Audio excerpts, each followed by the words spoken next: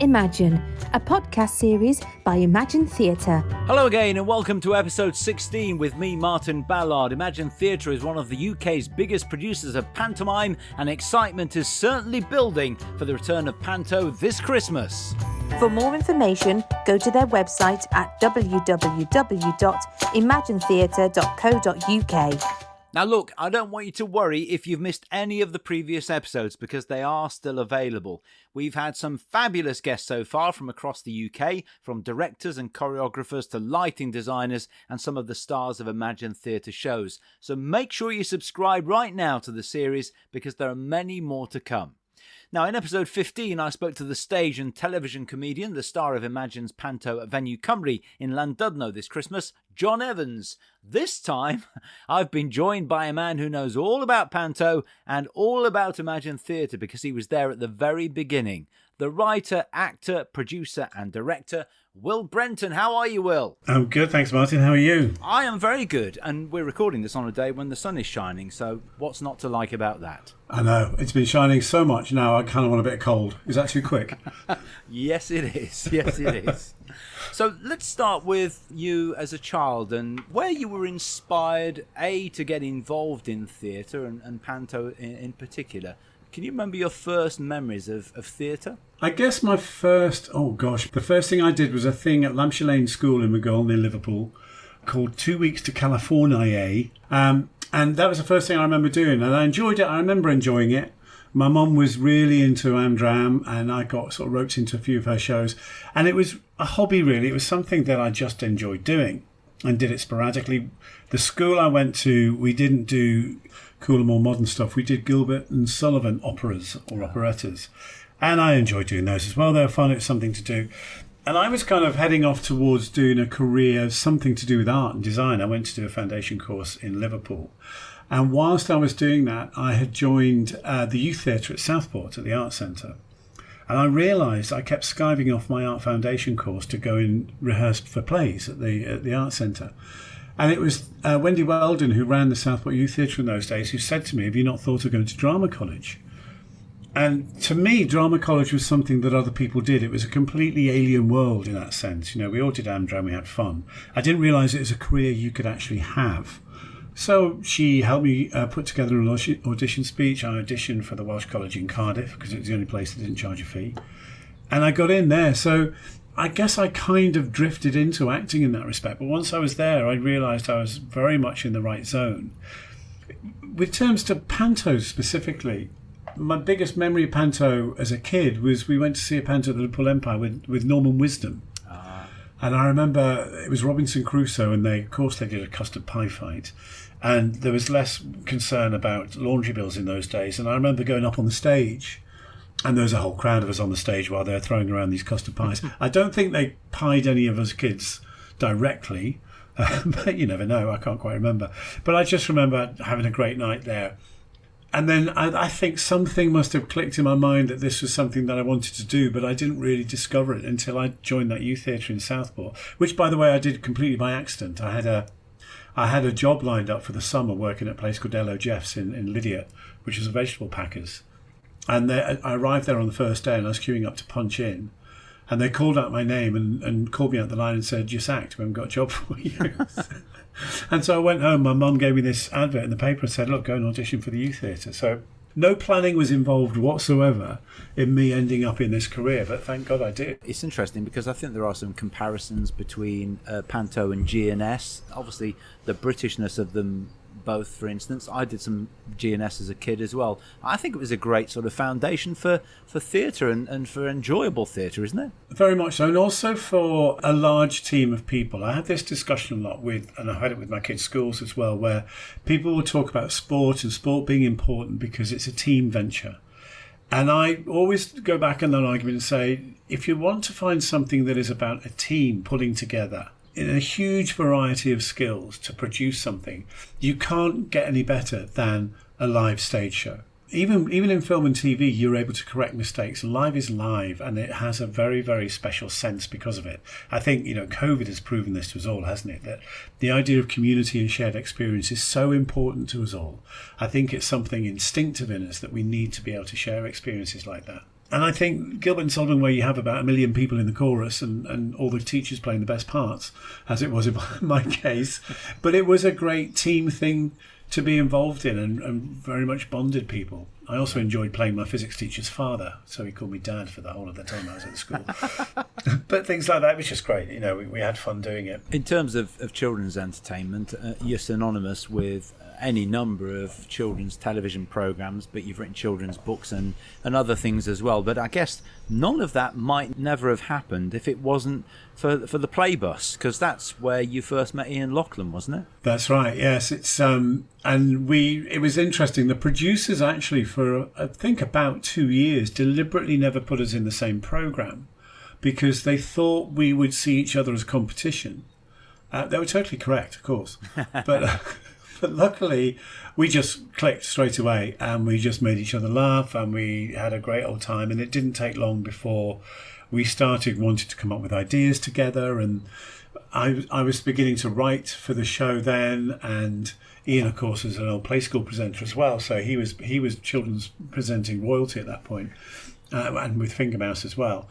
And over a very short period, really, of 2 or 3 years, we started coming up with ideas together. We made a thing called Fun Song Factory, which was a sell-through video to begin with. And then we found on Play Days, Ian became the producer of a strand, and I was obviously, they trained me up to direct as well. And we were suddenly very much immersed in that world of children's entertainment.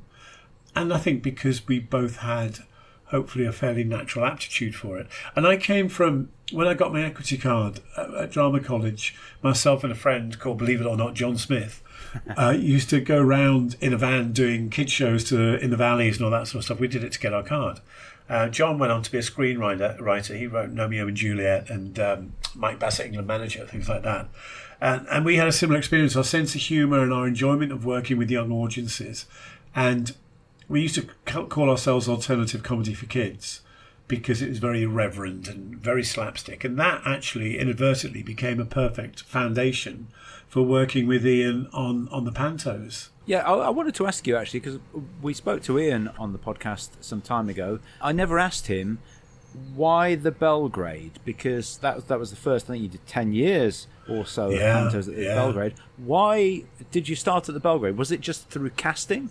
The way I seem to remember it happened is that Ian had worked at the Belgrade as an actor in a variety of plays, including a couple of pantos. And during that time, it became apparent that they were looking for a new writing team for the pantos. And Ian was working with a guy, Trevor, as the musical director. And so it's actually Ian and Trevor who wrote the first 3 that Ian did there. And then Trevor wanted to move. I think they were moving out of the country. And Ian had asked me to come and be in a panto, which was Puss in Boots, which I'm trying to remember. We didn't write that one together. That's right. We were in that together. I don't think we wrote that one together. And Trevor was the musical director on it. We did that show. Then Trevor was moving out of the country. And because we had that relationship, it was a fairly natural step for Ian to see if I was interested in writing the show with him. And I think by that point we'd worked together and we created comedy routines together, and we knew that we actually had a very clear understanding of how each other worked. And it was remarkable. It was one of those things where you meet people who not only did we understand each other's rhythm, we also knew how to feed each other jokes, and we also respected each other's humour. And more often than not, we'd make each other laugh on stage. The audience was sitting there stony-faced, obviously, but we were having a great time. And it's one of those relationships. It just clicked in a way that was quite remarkable, I think. Tell us about the collaborative process as well, because I'm told that, in those formative years, the rehearsal room was just brimming with creativity and ideas, because although you may have come together with, a core of a script and so on, it was an evolution, that whole rehearsal period, wasn't it?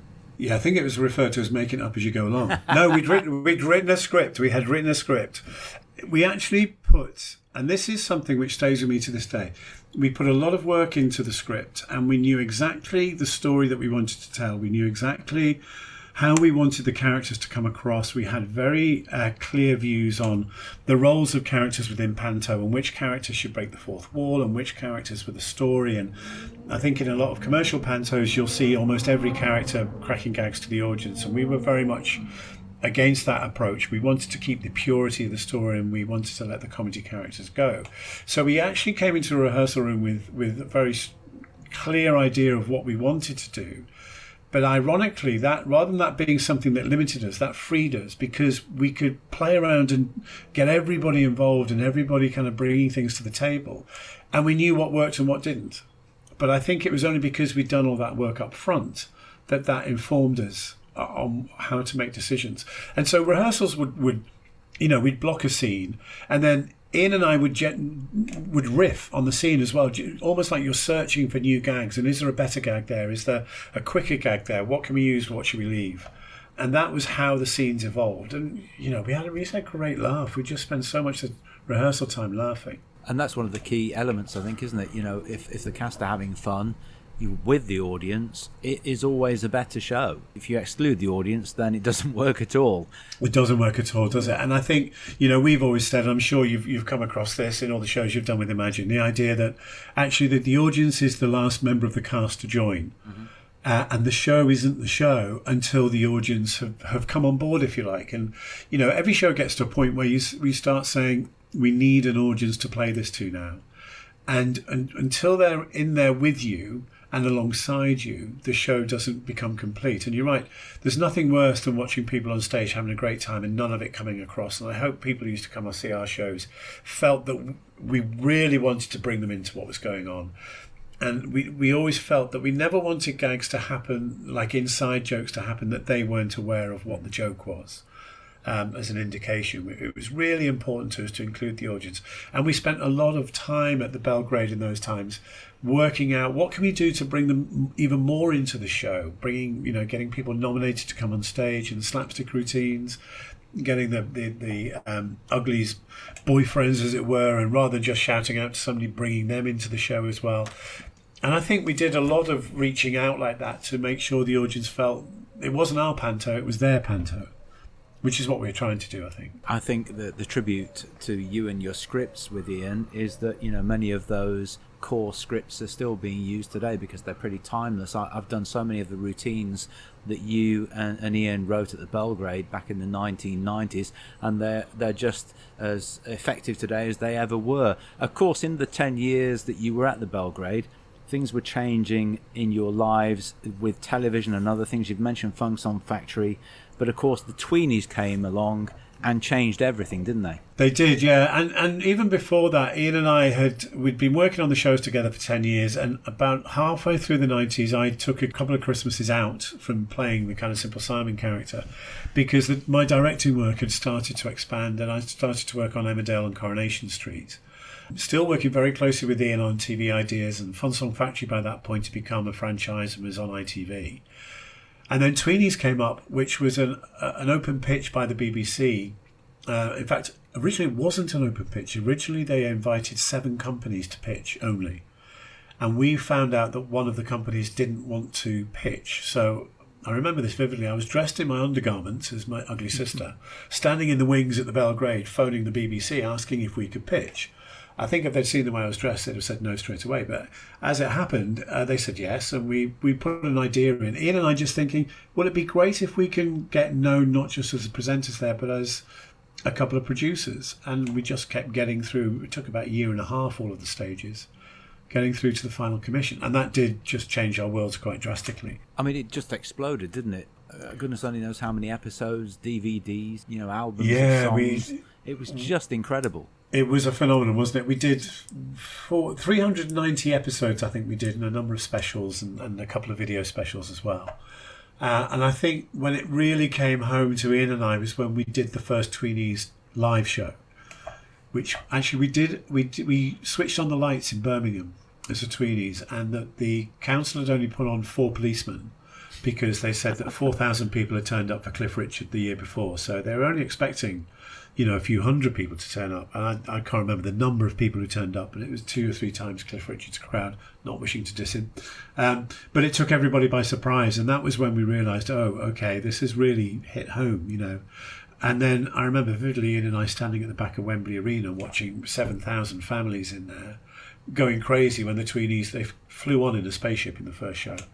And it was sort of unbelievable and incredible and wonderful all at the same time. And there were some people that you'd presumably worked with before at the Belgrade. Colleen Daly, who I've worked with as well, for instance, I think had done some Belgrade pantos, but it opened up so many opportunities. Bob Golding, of course, has done an awful lot of panto and other things since, but Justin Fletcher, for instance, who would have guessed Mr. Tumble has taken the children's television and theatre world by storm now, and all that came from Tweenies, didn't it? Yeah, and it actually came a little bit before as well. So Bob, I knew Bob from the very early 90s. I first met Bob when he was working as a stagehand in the West End. I was an actor, and I was appearing in Blood Brothers, and he was one of the stagehands. And during the show, I used to sit in the crew room. A lot of the actors in the crew mixed, and we always used to have a laugh. And Bob did all these great voices and stuff. And so one summer, we still had myself and the mythical John Smith, who wasn't mythical, honest. He and I were still running a summer children's theatre company, and Bob came in and did some of those shows with us. He then got involved in Fun Song Factory, so they kind of came with us, and Justin got involved in Fun Song Factory. He did one of the first live tours of that. So we were bringing those people with us. Colleen was new to us when we started doing panto.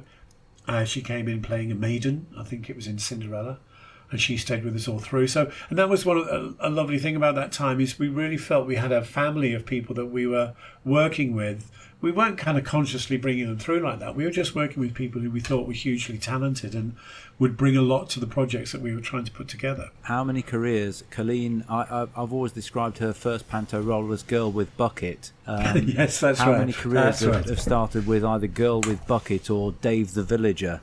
Yes, it's a great way to start. I think everybody needs it on their CV, yeah.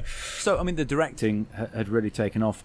We've already previously on podcasts talked about the sort of evolution of Imagine, you know, from Telltale, Wish and so on, eventually being taken over by Steve and Sarah Bowden. But while all this was going on, Wish Films had been launched, you were directing all sorts of things, not just the soaps that you've mentioned, but live arena shows, the Doctor Who live tour and stuff that, and continuing to direct panto as well. That's right. So we were very keen and delighted that Steve was using our scripts and putting them around the country, and it was great going around and seeing different versions of the shows happening. That was lovely, and it was a great way of, you know, we took a lot of pride in the fact that the shows were still going on.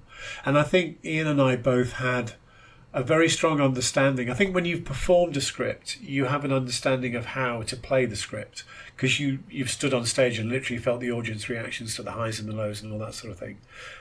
You've always got to find, for instance, and you'll know this as better as anybody, dames and comedians play their roles in their own unique way. And you have to allow that space for people to do that. But I think it was a great meeting of minds when people could come together and work with people who had literally performed that show. But you're right, we did, I think altogether through Telltale and Wish, I can't remember the exact number, 15 or 16 different TV series, most of which were things we'd created, some of which were adaptations. And alongside that, we were still doing the arena tours. We did arena tours with Thomas and Bob the Builder, and like you say, I went on to do Doctor Who, which was a great experience. And then after Doctor Who, I carried on doing the CBeebies live shows as well. Ian did the first couple of those, and then I took over the mantle and carried it on. And when did the writing of children's books begin? I really don't know how you found the time, but you've written 2 or 3 children's books as well, haven't you? Yeah, I've written a picture book called Elephant White, which came out a few years ago now, illustrated by an amazing illustrator called Holly Clifton Brown, which was published by a bona fide publisher, if you like. And I've also got a series of books called Re-Evolution, which I've written, illustrated by another incredible person called Grace, who came on board to me from Aardman. And yeah, I've released those myself. They're on Amazon, quick plug, called Re-Evolution. Go there now. When you're working in TV, the wheels turn very slowly, and when you create ideas and have ideas, you've always got a million more ideas than you'll ever manage to get made. And the books was a way of just getting them down on paper, and so they exist, you know, and then you can see what people make of them and learn from it, you know. And you carried on making, children's television programs for various companies, Disney for one. Where are you at now with what you're doing with Wish Films or any other work, and how has COVID-19 affected all of that? Well, COVID was hugely damaging to the live stuff, obviously, as we all felt. It just stopped overnight. So I kind of carry two torches, if you like. I've got my own directing work and I've got my own live show projects, which I'm pushing forward. One of which is we're working on a musical version of Dennis the Menace. We are working with the Manchester International Festival on an adaptation of Oliver Jeffers' Lost and Found, wow, which is due to go into there's a new venue they're building called The Factory. It's hopefully it will all happen in the right timing. They're aiming for it to be their first family show there. So they're both very exciting projects. And alongside that, I'm developing sort of more large-scale shows, working with other brands on live iterations, both of which we will now bring through Wish. And Wish is we're in development with several television series, and I won't spill any beans, but we're hoping one of those is going to move forward very soon. So everything still goes, but as I say, the wheels turn slowly. The last thing we did was a four series we made of a show called Melody, which was about a partially sighted girl and how she imagined classical music and how she imagined the stories that would go with classical music to be. And that was a lovely show, where we would go from the real world into animation as we went into our imagination. And that was a CBeebies show, wasn't it? That was a CBeebies show, yeah. So with Wish Films, Ian now is doing his own projects and he's no longer involved. Cheeky Monkeys, yeah. Yeah, but correct me if I'm wrong, but I think one of the original people involved with Telltale and Wish Films and its various iterations all those years ago, Helen Cadwallader is still with you, is she? She's actually just this year retired from it. So, yeah, we're all getting on now. And, it was the right time. And we parted very, very good friends. And she was kind of that. We used to say she was the cement that kept Ian and I together in terms of just that solidarity that gave us the freedom to freewheel creatively. And she'll be very much missed. We've also still got a character called Will Jordan, who worked alongside Helen on the production management side of things, and he's still very much with Wish. And we're still looking forward to doing more projects, which is very exciting. And what about Will Brenton, the performer? When was the last time you actually walked out on an open stage in front of an audience? It was a Belgrade Panto, and I think it was 2001. I think it was that year. Why have you left it so long? Well, do you know what? It was... I don't think I could do it again now. I think I look back so fondly on those days, especially at the Belgrade, but I'm not sure I could do it now. Yeah, it was just one of those things. It was never a specific choice. I was just either producing or I was directing. I did a few guest voices. We did a show called BB3B for BBC Animation. Did a few guest voices on that. Very, very small 2-line parts, but... Yeah, I was just getting interested in other parts of the process. I think for me, the kernel of the idea and developing that and seeing that through to production, I found more satisfaction from. Although the years performing were genuinely some of the happiest experiences I think I've ever gone through. Most people would say the company spirit, the camaraderie, the sort of collaborative joy of theatre is epitomised by Panto, the rehearsal room and what happens on stage, supporting each other and so on. I think that's one of the joys of Panto. You've directed Panto, quite a lot, and you memorably, I think, directed David Hasselhoff, didn't you, in Peter Pan Yes. at the Opera House in Manchester? I did indeed, yeah, and he was incredible. He was completely on brand. He walked into rehearsals with a handful of David Hasselhoff masks, wearing a "Don't Hassle the Hoff" T-shirt. He was great. He was. Panto to him was a very strange land, but he threw himself in with all the enthusiasm he could muster. Well, that's what I wanted to ask you, because I just wondered, it must be the ultimate challenge for any director to direct somebody in an art form they simply don't understand. That's right.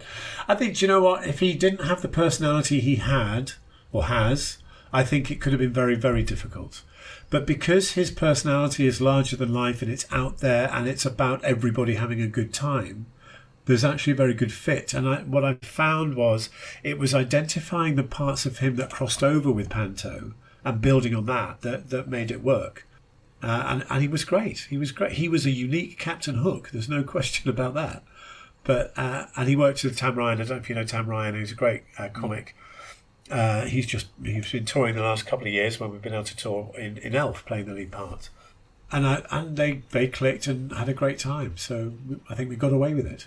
Well, I think having seen the Hoff on stage before, he loves that audience interaction, doesn't he? I don't think he'd have any problem breaking down that fourth wall at all.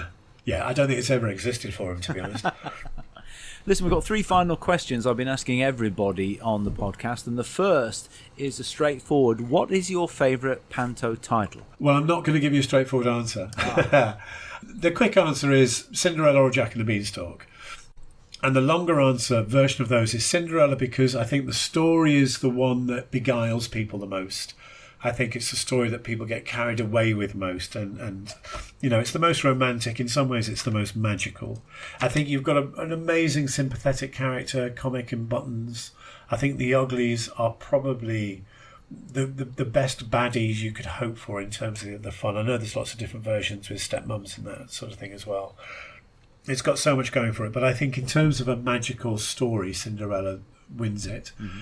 But in terms of a slapstick knockabout adventure, it's got to be Jack and the Beanstalk. It's interesting. I've asked a few people whether or not that choice of their favourite changes, whether they're appearing in it or watching it. But what about as a writer?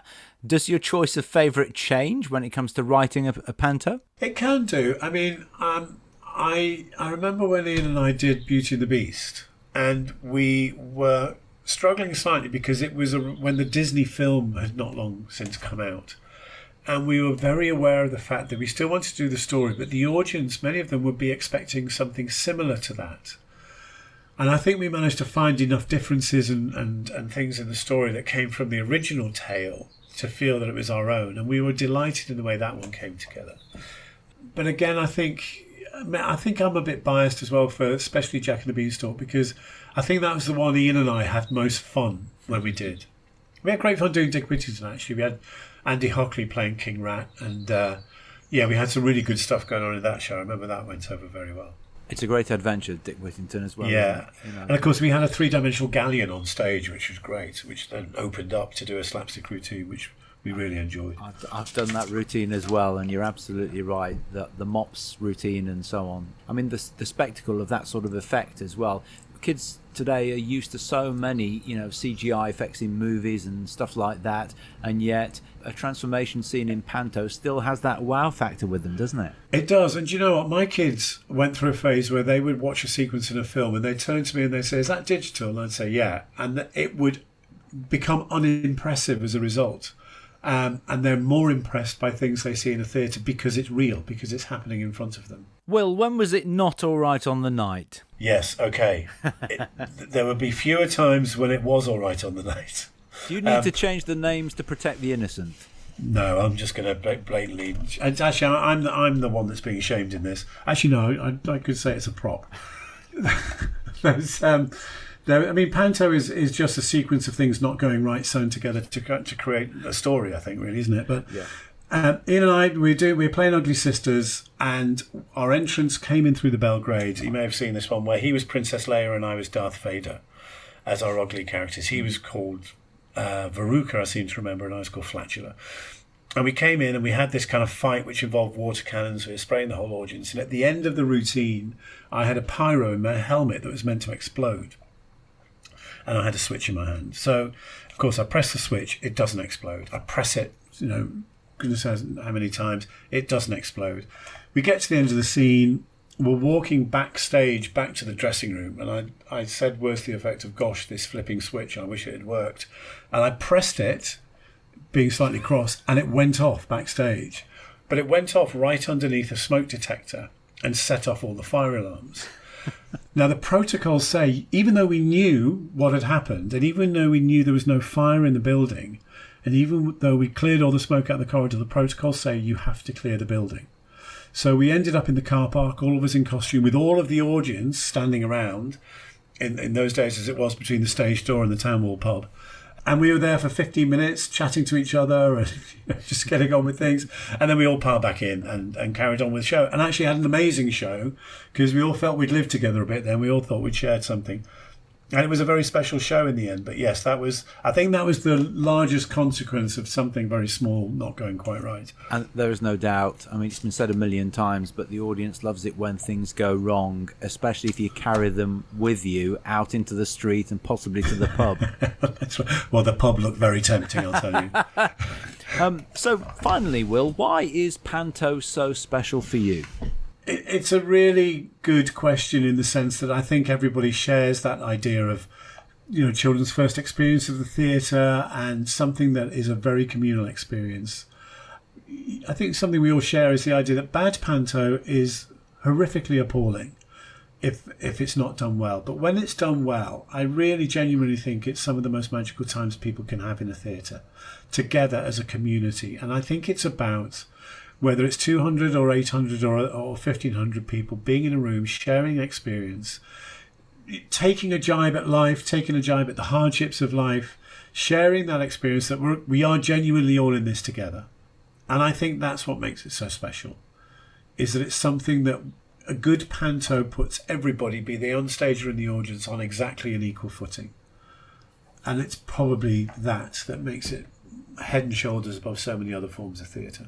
I think that sums it up beautifully for me. It's been a pleasure. Well, I hope you have a great year ahead. Are you directing a panto? Are you involved in panto this Christmas? Yes, I'm involved in Cinderella at Wolverhampton, which is shaping up to be a lot of fun. But I'm just about to dive off to do Hollyoaks again, so I shall be there for the foreseeable few weeks. Well, listen, it's been a pleasure talking to you. Thank you so much for your time today. Absolute pleasure, Martin. Good to talk to you. Well, that's about it for now. As I said at the beginning of the episode, there are many more fabulous guests still to come, so please subscribe through your favourite podcast app. Make sure you join me, Martin Ballard, next time for episode 17, when I'll be joined by the actor who's done everything from Fast to Shakespeare, one of this country's best dames. In fact, he was voted Best Dame by the UK Panto Fan Awards in 2016 and 17. He is Reading's favourite dame, Paul Morse. I'll see you then. Thank you for listening to the latest edition of Just Imagine, the podcast series from Imagine Theatre. And you can find out more by going to www.imaginetheatre.co.uk.